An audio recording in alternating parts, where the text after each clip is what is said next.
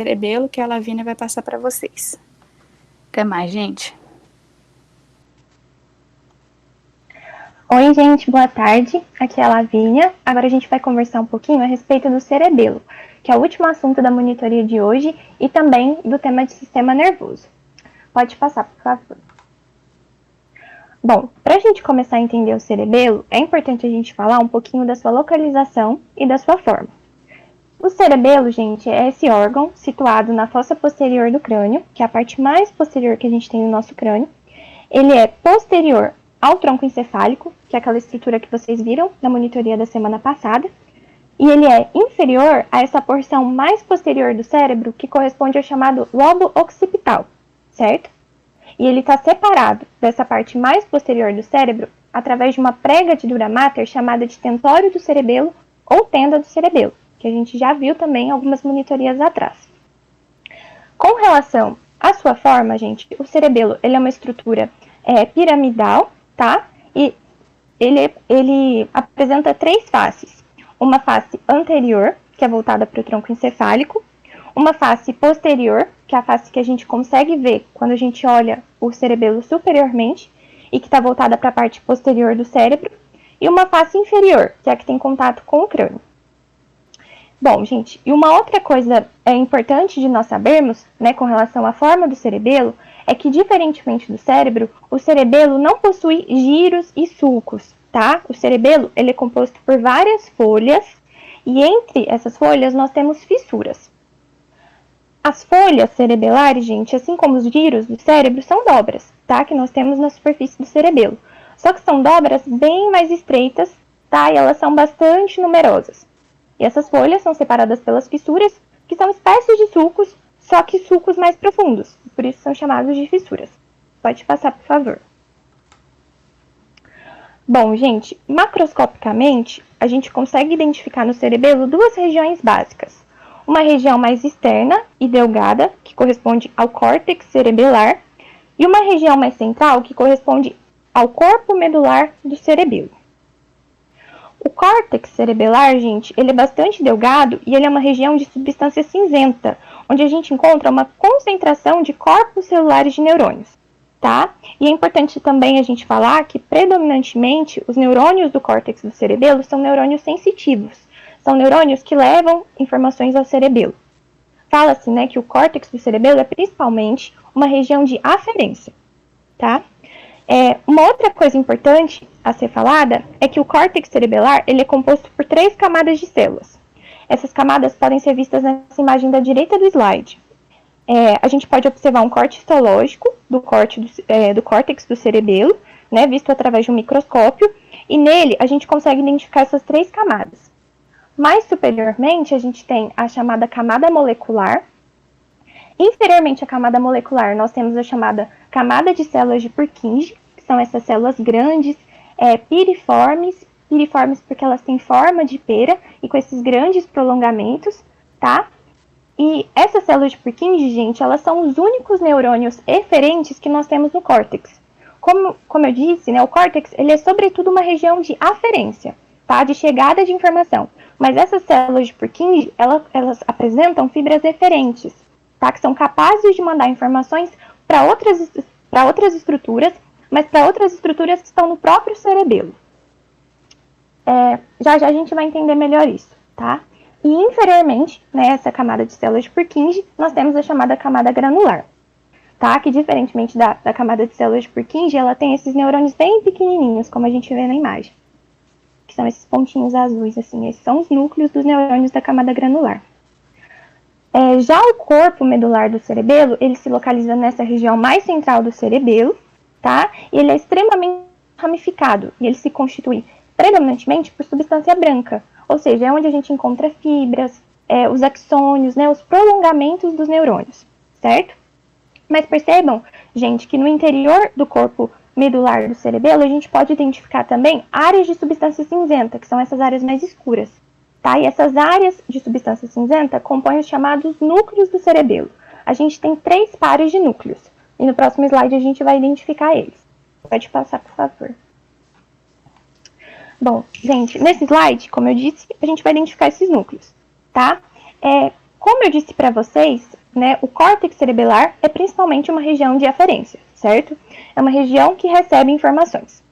É uma região predominantemente de aferência, mas com exceção daquelas células de Purkinje, né, que são aquelas células do córtex que enviam informações para outras estruturas, servindo, portanto, como uma via de eferência. Só que essas células de Purkinje, elas enviam informações apenas para estruturas situadas no cerebelo, tá?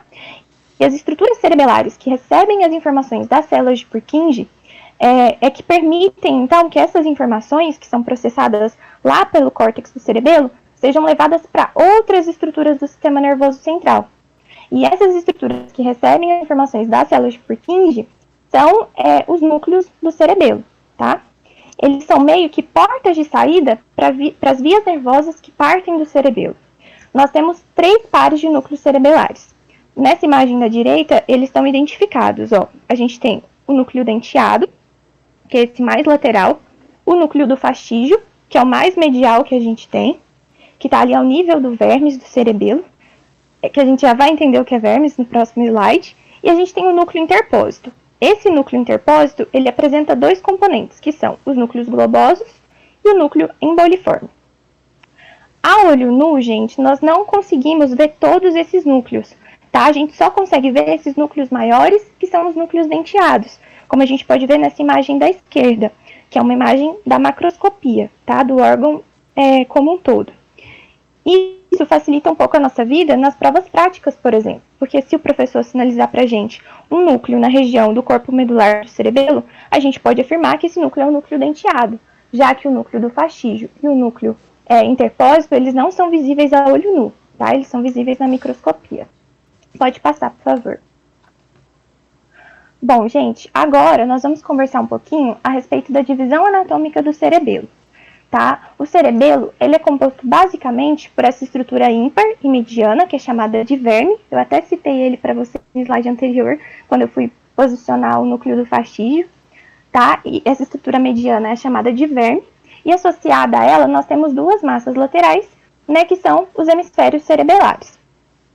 Já de início, gente, é importante que vocês saibam que o cerebelo como um todo, ele se divide em lobos, e que nesses lobos nós temos vários outros segmentos que são conhecidos como lóbulos, tá? Que são segmentos desses lobos. Na monitoria de hoje, a gente vai identificar apenas esses segmentos maiores, né, esse conjunto que são os lobos. Mas saibam que existe ainda uma subdivisão desses lobos em segmentos menores, certo? Então vamos estudar os lobos. Né? Em vermelho, nós temos o chamado lobo anterior. Em verde, nós temos o lobo posterior. Em azul, nós temos o chamado lobo flóculo nodular. E esse lobo flóculo nodular recebe esse nome, gente, por conta do nome dos segmentos que o compõem.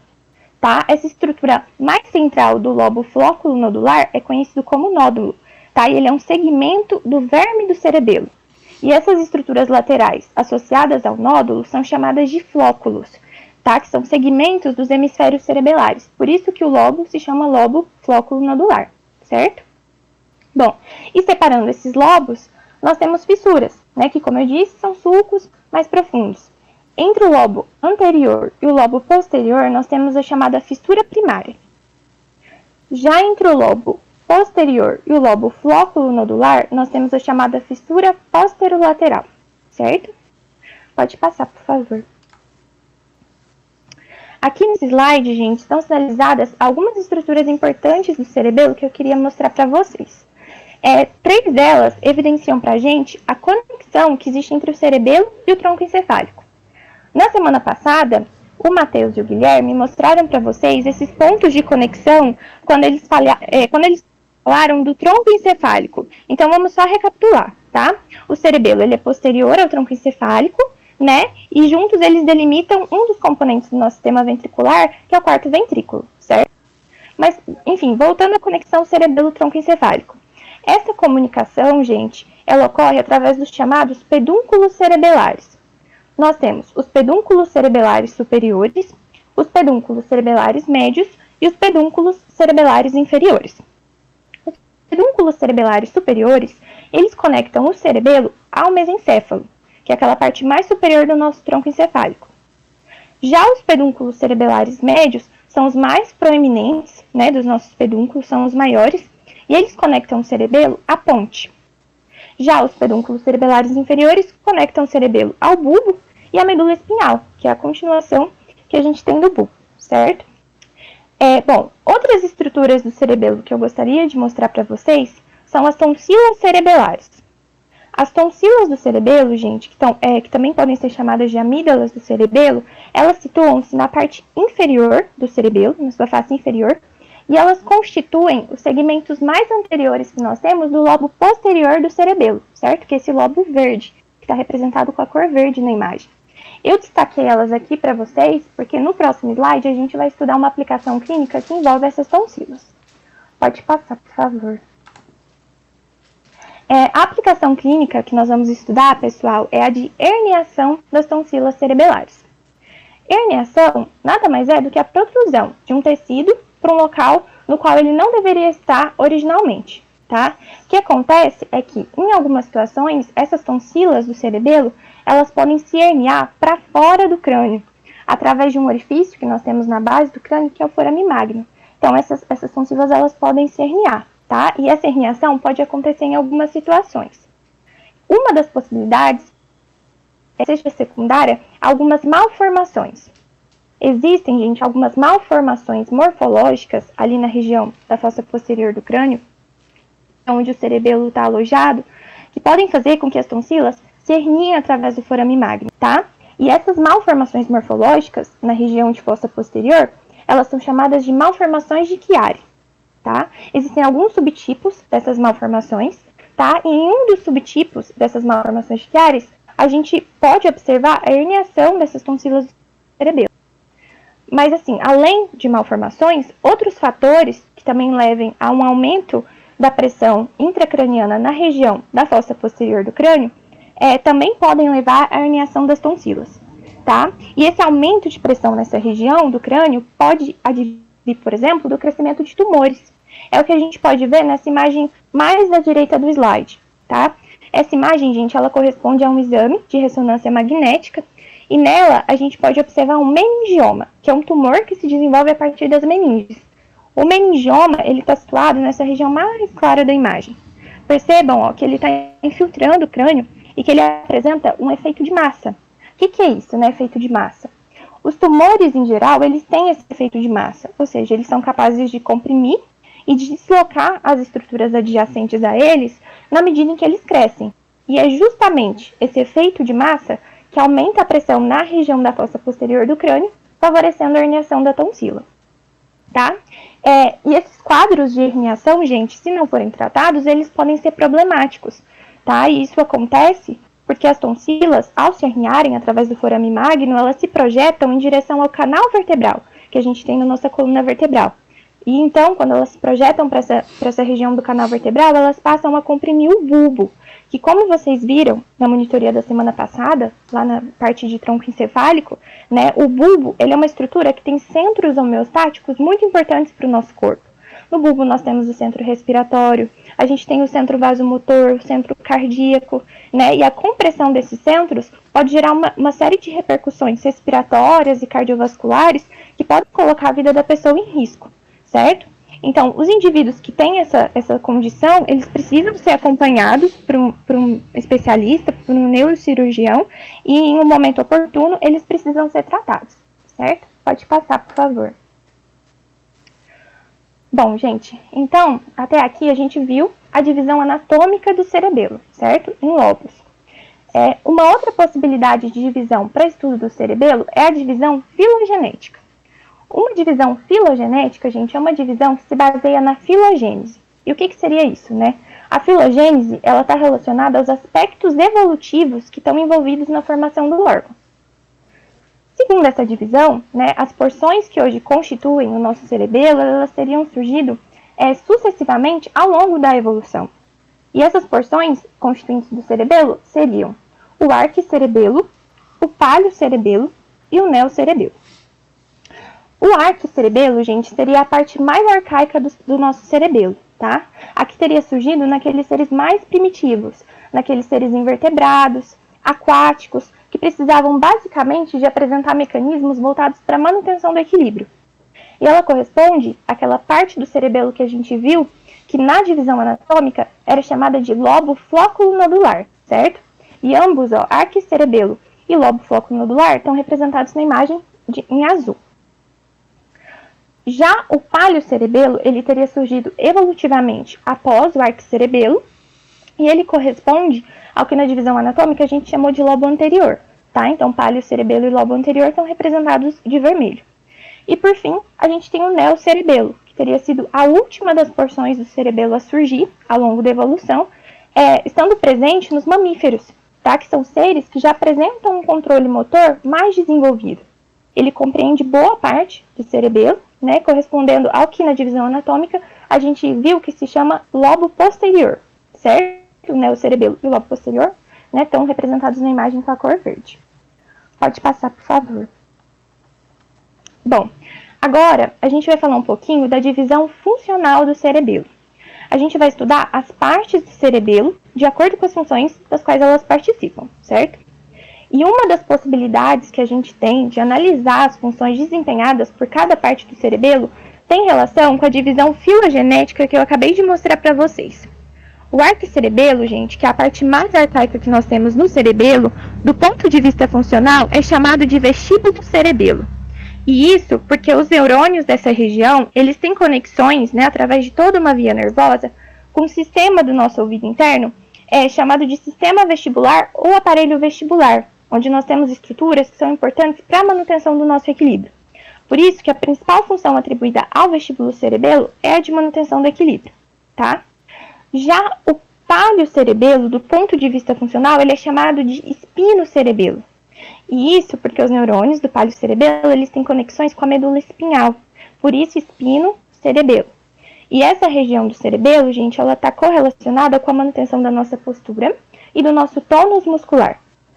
O tônus muscular, como o William disse lá no começo da monitoria, corresponde ao grau de ativação da nossa musculatura no repouso, tá? Mesmo em repouso, a nossa musculatura ela tem um certo grau de ativação. E é isso que facilita o início dos nossos movimentos, certo? E por fim, nós temos o neocerebelo, que do ponto de vista funcional é chamado de córtico-cerebelo. E ele recebe esse nome porque os neurônios, né, do neocerebelo apresentam conexões também através de vias nervosas com o córtex cerebral, participando do controle dos movimentos voluntários, da coordenação motora e do planejamento motor. Pode passar, por favor. Bom, gente, além dessa divisão funcional do cerebelo, com base na divisão filogenética que a gente acabou de estudar, o cerebelo ele pode ser estudado através de uma divisão funcional que surge, né, a partir da divisão dele em segmentos longitudinais, tá? Nesses segmentos na vertical. E essa divisão longitudinal, gente, ela é só uma proposta diferente de estudo do cerebelo do ponto de vista funcional, tá? E o ideal para a gente entender todas as funções cerebelares é a gente sobrepor essas duas formas de divisão, tá? Tanto a divisão baseada na filogênese, quanto a divisão baseada, né, na divisão do cerebelo nesses segmentos longitudinais, certo? Segundo essa divisão longitudinal, o cerebelo ele pode se dividir nas seguintes zonas. Na zona medial, ou verminiana, que está representada com o número 1. Nas zonas intermédias, ou paraverminianas, que estão representadas com o número 2. E nas zonas laterais, representadas com o número 3. Eu vou falar para vocês, simplificadamente, das funções das quais cada uma dessas partes participam, tá? E depois a gente vai estudar também as conexões, né, que essas zonas estabelecem. A zona verminiana, gente, ela é assim chamada porque ela compreende basicamente todo o verme. E do ponto de vista funcional, ela tem funções semelhantes às desempenhadas pelo vestíbulo cerebelo ou arquicerebelo, né, que a gente viu anteriormente. Ou seja, essa zona verminiana, assim como o vestíbulo cerebelo, ela tem funções vestibulares, relacionadas com a manutenção do equilíbrio. Além disso, né, a zona verminiana ela também participa do controle da nossa movimentação ocular. E mais para frente, quando a gente for estudar as conexões, a gente vai entender como é que ela participa desse controle da movimentação dos nossos olhos. Tá?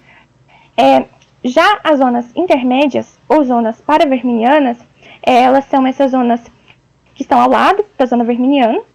E do ponto de vista funcional, elas têm funções semelhantes às do espino-cerebelo ou palho-cerebelo, que a gente também viu anteriormente, que são funções relacionadas com a manutenção da postura e do tônus muscular. E além disso, né, os neurônios das zonas paravermilianas, eles também participam da correção de movimentos que já estão em execução. O que é isso, né? Quando a gente começa um determinado movimento e durante esse movimento a gente decide mudar a direção dele, ou então mudar o seu sentido, ou então até mesmo pausar esse movimento, interromper esse movimento, né, todas essas alterações que irão ocorrer quando o movimento já está ocorrendo, ou seja, todas essas correções desse movimento, vão ser planejadas ao nível do cerebelo e especificamente ao nível dessas zonas paravermilianas, tá? E por fim, a gente tem as zonas laterais. Os neurônios dessas zonas laterais, que são as maiores zonas que a gente tem nessa divisão longitudinal, eles têm funções que se assemelham àquelas funções desempenhadas pelo córtex cerebelo ou neocerebelo, que são funções relacionadas com a coordenação motora e com o planejamento dos movimentos, tá? Uma coisa que eu gostaria de falar com vocês, gente, é assim, a ideia de movimento, ou seja, a pretensão de realizar determinado movimento, ela surge ao nível do nosso córtex cerebral, certo? Mas agora, o planejamento desse movimento, ou seja, como ele vai ocorrer, quais as articulações vão ser recrutadas para isso, quais os músculos, o planejamento mesmo ocorre ao nível do cerebelo. E esse planejamento do movimento a ser executado, né, o planejamento de um movimento que ainda vai ocorrer, é realizado especificamente por neurônios situados nessas zonas laterais, certo? E uma coisa importante, gente, que eu preciso falar com vocês, é que as conexões que a gente tem, né, dessas diferentes zonas longitudinais do cerebelo com as demais partes do nosso sistema nervoso, elas são basicamente as mesmas que a gente tem entre as porções do cerebelo que a gente viu segundo a divisão funcional filogenética, tá? Por exemplo, as conexões da zona vermiliana, gente, são basicamente as mesmas conexões que a gente vai ver que existem entre o arco cerebelo e as demais partes do sistema nervoso. As conexões das zonas paravermilianas são basicamente as mesmas conexões que a gente vai ver do palho cerebelo com as demais partes do sistema nervoso. E as das zonas laterais são basicamente as mesmas que o neocerebelo tem com as demais partes do sistema nervoso. E por isso, né, a gente tem uma certa compatibilidade entre as funções exercidas entre esses segmentos nessas duas divisões funcionais, certo? Pode passar, por favor. Bom, gente, agora a gente vai estudar um pouco quais são as conexões que cada uma das partes do cerebelo apresenta, tá? Essa parte, ela é uma parte mais complicadinha, porque a gente vai falar de vias nervosas. Então, assim, eu sugiro que depois vocês revejam ela com calma, pausando o vídeo, sabe, com material de estudo, para poderem entender melhor, tá? Bom, eu vou falar com vocês nessa parte de aferências e de eferências, certo? Então, antes de começar, vamos tentar esclarecer o que são esses termos. A aferência, ela está relacionada com a origem das fibras nervosas que chegam ao cerebelo. Da onde que vêm as informações que chegam ao cerebelo? Já a eferência está relacionada com o destino das fibras que partem do cerebelo. Ou seja, para onde aquela informação que foi processada no cerebelo está indo. É basicamente isso, certo? Vamos começar então estudando as conexões da zona lateral. Nessa imagem da esquerda, gente, a gente pode observar uma representação esquemática dessas conexões, tá? Esses segmentos coloridos na imagem, eles representam os neurônios. Nas extremidades desses segmentos, nós temos representados o corpo celular do neurônio, que é esses losangos que tem na extremidade, e na outra extremidade nós temos o que seria o terminal axônico, certo? Bom, a zona lateral do cerebelo, gente, ela tem como aferência o córtex cerebral via núcleos da ponte. O que significa isso, né? Significa que a zona lateral do cerebelo, ela recebe informações provenientes dos neurônios que estão lá no córtex do cérebro, através de núcleos, ou seja, de regiões de substância cinzenta que a gente tem lá na ponte, que é uma das componentes do nosso tronco encefálico, certo? Então vejam, o neurônio, ele parte do córtex cerebral, faz uma sinapse com o neurônio presente em um núcleo da ponte, e esse neurônio pontino, ele parte em direção ao cerebelo, especificamente em direção à zona lateral do cerebelo, certo? Bom, agora vamos falar um pouquinho da eferência da zona lateral, ou seja, para onde que vão aquelas informações que são processadas pelos neurônios da zona lateral. Essas informações, gente, elas se destinam para o córtex motor, tá? E até chegar ao córtex motor, elas passam pelo tálamo e pelo núcleo denteado. Elas saem do cerebelo pelo núcleo denteado, certo? Observem na imagem, gente, esses neurônios representados em vermelho e laranja, tá? É eles que constituem a via eferente da zona lateral. A gente tem uma primeira sinapse entre um neurônio do córtex cerebelar, lá da zona lateral, com um neurônio presente no núcleo denteado, e esse neurônio do núcleo denteado parte em direção ao tálamo. E lá no tálamo há uma nova sinapse com neurônios talâmicos, e esses neurônios do tálamo é que partem em direção ao córtex motor. E por conta desse trajeto, essa via eferente da zona lateral do cerebelo é conhecida como via dento-tálamo-cortical, porque ela passa pelo núcleo denteado, pelo tálamo, e então chega ao córtex, certo? Bom, percebam então, gente, que assim como o córtico-cerebelo, né, ou o neocerebelo, a zona lateral, ela tem conexões com o córtex do cérebro, tá? E ela participa do planejamento motor e da coordenação motora. A ideia de movimento, como eu disse, ela surge no cérebro, certo? E aí, através das aferências cerebelares, ela chega à zona lateral do cerebelo e também ao neocerebelo, passando pelos núcleos da ponte. O cerebelo processa essas informações, planeja o movimento e o plano motor é então enviado ao córtex, né? Saindo do cerebelo através do núcleo denteado e passando pelo tálamo. Então, é basicamente isso, essas vias nervosas. Pode passar, por favor. Bom, agora vamos falar um pouco das conexões da zona paraverminiana ou intermédia do cerebelo. As aferências dessa zona são os tratos espinocerebelares ventral e dorsal. Esses tratos estão representados na imagem da direita como esses segmentos roxos, certo? E como a Luana citou para vocês, lá na parte que ela falou dos tratos e das vias, né? Esses tratos, eles levam ao cerebelo informações proprioceptivas, ou seja, informações relacionadas à percepção no espaço. Eles informam o cerebelo de como está o nosso corpo, o nosso tônus muscular, as nossas articulações, os nossos ligamentos, certo? Então, esses tratos levam essas informações lá para as zonas paraverminianas do cerebelo. Bom, então essas são as referências das zonas paraverminianas. Já com relação às referências dessas zonas, existem duas possíveis. As informações que partem, né, da zona paraverminiana, elas podem se destinar a um núcleo, ou seja, uma região de substância cinzenta que a gente tem no mesencéfalo, chamado núcleo rubro, certo? De forma que as informações cerebelares que são conduzidas a esse núcleo depois se destinam à medula espinhal, ou então, essas informações podem se destinar ao tálamo, partindo posteriormente do tálamo lá para o córtex cerebral. Mas, assim, gente, independentemente do destino dessas informações, seja o núcleo rubro ou seja o tálamo, a porta de saída do cerebelo, né, das vias eferentes que partem das zonas paraverminianas, são os núcleos interpósitos, certo? Portanto, nós temos como vias eferentes das zonas paraverminianas do cerebelo as vias interpósito tálamo cortical, quando o destino das informações é o tálamo, e a via interpósito rubro espinhal, quando o destino das informações é o núcleo rubro do mesencéfalo. E o nome dessas vias é basicamente pelo local, né, pelo qual a informação passa até chegar nos seus devidos destinos. Percebam então, gente, que assim como o espino-cerebelo, né, as zonas paraverminianas, elas têm conexões com a medula espinhal. Né? Essas zonas, elas recebem informações da medula relacionadas com o nosso tônus e com a nossa postura.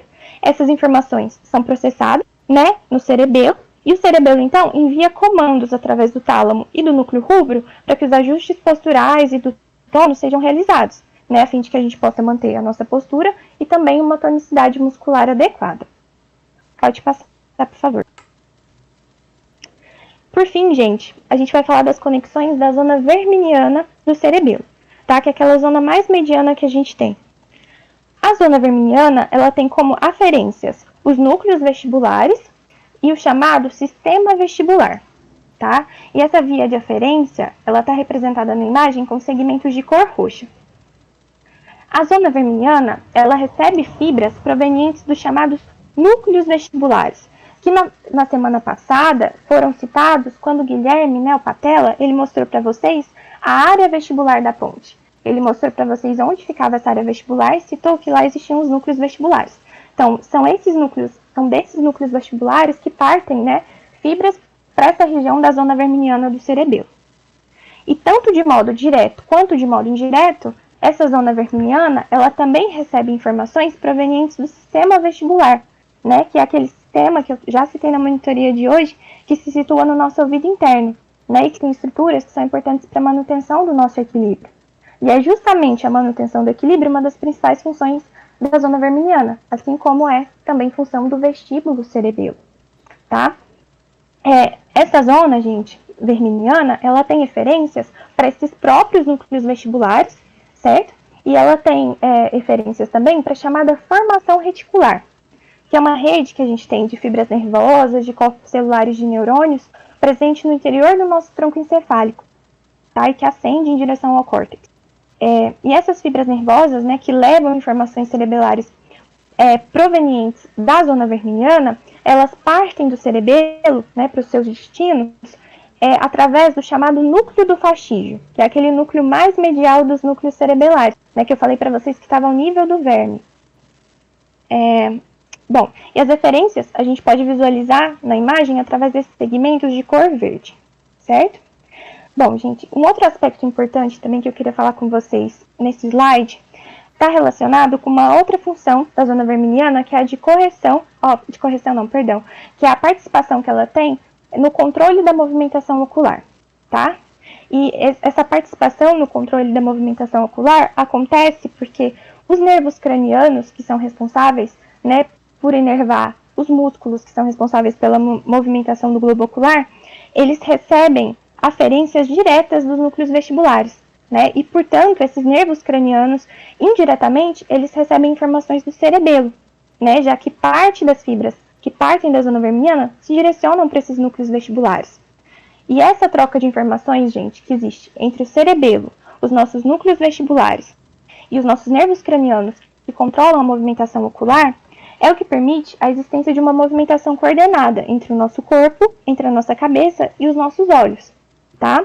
O cerebelo, ele é importante para que a gente tenha uma movimentação ocular coordenada.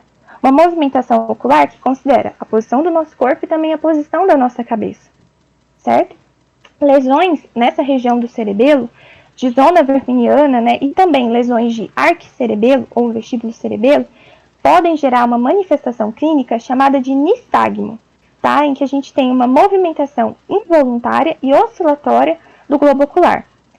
Há uma perda da coordenação sobre o movimento dos olhos, né? E a gente pode observar o nistagmo nesse GIF presente no slide. Ó. Percebam essa movimentação oscilatória, essa movimentação repetitiva. E aí é só um dos tipos de nistagmo, tá? Ele pode ocorrer em várias direções, pode ser na horizontal, pode ser na vertical e até mesmo circunferencial, certo? Pode passar, por favor. Bom, gente, passou a parte mais difícil. Agora, a gente vai falar um pouquinho, de uma maneira mais resumida, quais são as principais funções do cerebelo, tá? De acordo com o que a gente viu até aqui, essas funções são a de manutenção do equilíbrio e da postura, a do controle do tônus muscular, ele também tem função de controle, né, dos nossos movimentos voluntários, né, e ele também participa, gente, do nosso planejamento motor, certo? E também tem uma outra função que a gente ainda não citou, que é muito importante, que é a função de participar dos nossos processos de aprendizagem motora, tá? O cerebelo, gente, ele participa desse processo de aprendizagem motora, que é um processo, né, em que atividades motoras realizadas de modo repetitivo, várias vezes, ao longo do tempo, elas passam, né, a ser executadas de um modo cada vez mais rápido, né, e com menos erros, havendo uma espécie de automatização, né, do movimento. Então, é o que se conhece como processo de aprendizagem motora de repetição, certo?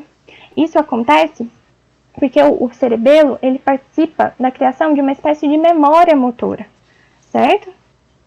Esse processo, gente, de aprendizagem motora de repetição é o que acontece, por exemplo, quando a gente aprende a tocar um instrumento musical, ou então quando a gente aprende a dirigir, né? No caso dos instrumentos musicais, por exemplo, no início a gente precisa ficar pensando, né? Como é que são produzidas as notas musicais, qual que é a sequência das notas na música. Depois, com o tempo, com a prática, né, com a repetição, isso vai se automatizando. Né? A gente vai fazendo isso de maneira mais automática, de maneira mais rápida e também de maneira cada vez mais precisa, né? Errando menos. Então, esse é um bom exemplo do processo de aprendizagem motora de repetição. Pode passar, por favor. Bom, gente, agora para fechar essa parte de cerebelo, a gente vai falar um pouquinho das repercussões das lesões cerebelares. Como a gente viu, o cerebelo ele tem uma divisão funcional, certo? Então, cada parte do cerebelo tem as suas funções específicas. Dessa forma, né, de acordo com o local de ocorrência das lesões lá no cerebelo, a gente vai ter síndromes específicas. A gente não teria tempo de abordar essas síndromes específicas, então eu vou falar com vocês das repercussões das lesões no cerebelo de uma maneira mais geral, tá? Bom, e os sintomas clínicos, né, das lesões cerebelares, gente, elas podem ser agrupadas de maneira geral em 3 categorias, tá? O que nós temos geralmente é uma incoordenação dos movimentos, que é o que se conhece como ataxia, uma perda de equilíbrio e uma diminuição do tônus da musculatura esquelética, certo? Bom, visto isso, agora vamos ver, gente, as repercussões que poderiam existir em cada uma dessas categorias de sintomas, tá? Com relação à incoordenação dos movimentos, eu vou citar para vocês algumas repercussões. A primeira é com relação à marcha dos indivíduos com problemas cerebelares. O andar, gente, como qualquer outro ato motor, ele exige uma certa coordenação, certo? Então, assim, nos indivíduos com comprometimento do cerebelo, a gente observa uma marcha que é chamada de marcha atáxica, que nada mais é do que uma marcha descoordenada, é uma marcha instável, uma marcha cambaleante, e que é também chamada de marcha ebriosa. Ebriosa, gente, porque é uma marcha parecida com aquela que as pessoas têm quando elas estão muito alcoolizadas, certo? Ebriosa vem de ébrio, que é sinônimo de bêbado, de indivíduo alcoolizado, certo? Por isso, marcha atáxica ou marcha ebriosa. Quando a pessoa ela passa um pouquinho da conta na bebida, gente, as primeiras manifestações a surgirem são as manifestações motoras, tá? E isso se dá em grande parte pela intoxicação dos neurônios cerebelares pelo álcool. Então, a coordenação motora da pessoa fica comprometida, certo? A pessoa fica meio cambaleante, ela perde equilíbrio, às vezes ela cai, né, dá aquele trabalho. Mas, enfim, bom, então a marcha atáxica é uma das repercussões da incoordenação. Uma outra consequência dessa incoordenação, gente, corresponde ao que se chama de dismetria, tá? Um dos significados do prefixo dis é privação ou falta. Geometria tem a ver com medida, tá? Então, a dismetria, ela acontece quando a pessoa ela não consegue meio que medir o movimento, sabe? Ela não consegue dosar, por exemplo, a quantidade de movimento, a direção do movimento para pegar um copo, como a gente pode ver na figura. Ó, a pessoa ela tem a ideia de movimento, que é a de pegar o copo, mas na hora de ela pegar não dá certo, né? Porque é um problema no planejamento desse movimento. E quando ele vai ser executado, ele acaba sendo realizado de uma maneira descoordenada, certo? Na clínica, gente, essa dismetria, ela pode ser observada quando a gente pede para o paciente tocar a ponta do nariz dele com o dedo indicador, né? Se ele apresentar dismetria, ele não vai conseguir fazer isso, porque ele não vai conseguir precisar o movimento que é necessário para a execução desse comando, certo? Então, ele não vai conseguir tocar a ponta do próprio nariz, certo? Bom, e uma outra consequência dessa incoordenação também que a gente pode ter é chamada de disdiadococinesia, tá? Que é a dificuldade na realização de movimentos rápidos e alternados. A realização de movimentos alternados e de maneira rápida, gente, ela exige coordenação, né?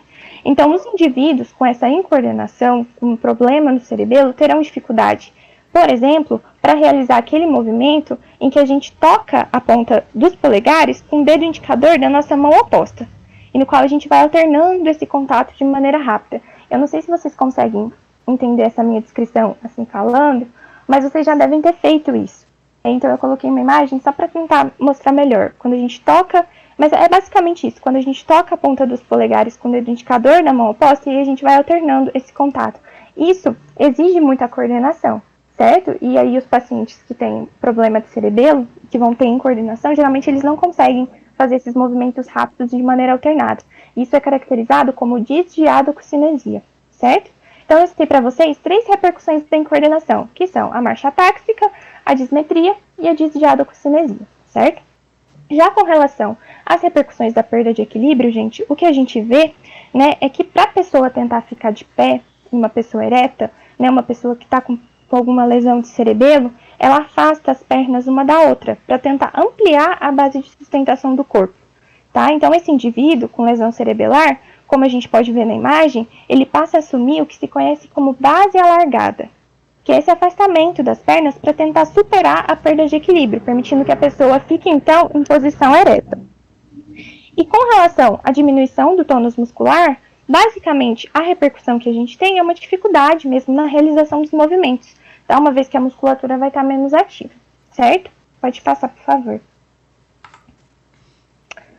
Bom, pessoal, agora para fechar a parte de cerebelo, a monitoria de hoje, a gente tem essa questãozinha de VOF, só para a gente fixar o que foi visto, tá? Eu vou ler com vocês. Ó, assinale V para as afirmativas verdadeiras e F para as falsas. O cerebelo participa da manutenção do equilíbrio e da postura, do controle do tônus muscular e do controle dos movimentos voluntários. Segunda afirmativa. Lesões cerebelares podem levar a ataxias, a prejuízos ao equilíbrio e alterações do tônus muscular. Terceira afirmativa. Lesões das zonas paravermilianas do cerebelo frequentemente levam ao nistagmo. E quarta afirmativa. Do ponto de vista funcional, o arquicerebelo pode ser chamado de vestíbulo cerebelo, o paliocerebelo de espinocerebelo e o neocerebelo de córtico cerebelo. Podem responder aí. A gente vai esperar uns 40 segundinhos.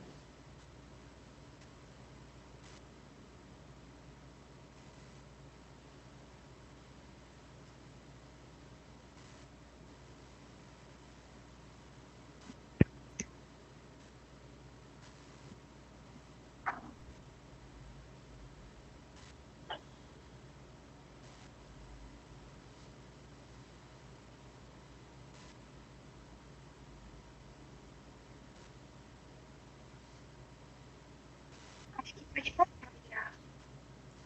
Por favor. Bom, gente, essa é a resolução. Ó. A única afirmativa falsa é a terceira. Por quê? Porque a zona vermiliana é que é a zona que, quando lesada, geralmente leva ao nistagmo, tá?